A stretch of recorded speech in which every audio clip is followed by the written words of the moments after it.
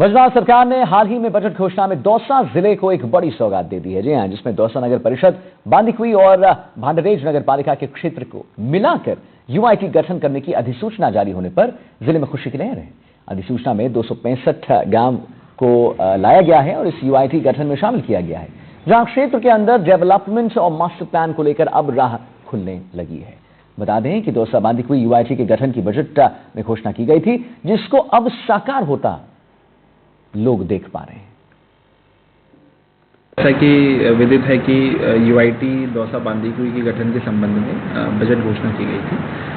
उस बजट घोषणा के बाद इस पे अभी वर्तमान में कुछ दिन पहले नोटिफिकेशन जारी हुआ है, जिसमें 265 तो रेवेन्यू विलेजेस लिए गए हैं और 3 हमारे नगर परिषद नगर पालिकाएं क्षेत्र हैं, जिसमें दौसा, बांदीकुई और भांडारेज है।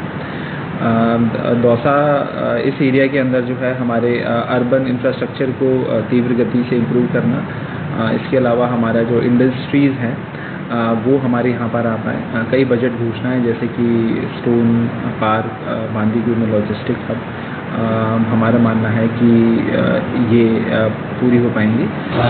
यूआईटी का राज्य सरकार द्वारा गठन कर दिया गया है, जिसके तहत में बांदीकुई और दौसा को मिलाकर के यूआईटी का गठन किया है, जिसमें 3 नगर पालिकाएँ शामिल हैं और दौसा और उसके आसपास के करीबन 300 के आसपास गांव इसमें शामिल किए गए हैं। इसके तहत में जो अब बाहरी क्षेत्र है, नगर परिषद के बाहर का जितना भी क्षेत्र है, उसमें कन्वर्जन के काम, डेवलपमेंट के काम है, वो यूआईटी द्वारा किए जाएंगे और जो नगर परिषद का क्षेत्र है उसमें विकास के कार्य या कन्वर्जन के काम है वो नगर परिषद द्वारा किए जाएंगे। प्रदेश की वजरात सरकार ने हाल ही के अंदर एक अधिसूचना जारी की है, जिसमें दौसा, बांदीकुई और भांडारेज नगर पालिका क्षेत्रों को यूआईटी के गठन में शामिल किया गया है। यहाँ पर जो ये 3 जो बड़ी जो नगर पालिका और नगर परिषद दौसा है, जिसके अंदर करीब 300 के आसपास जो गांव है उनको यूआईटी में शामिल किया है।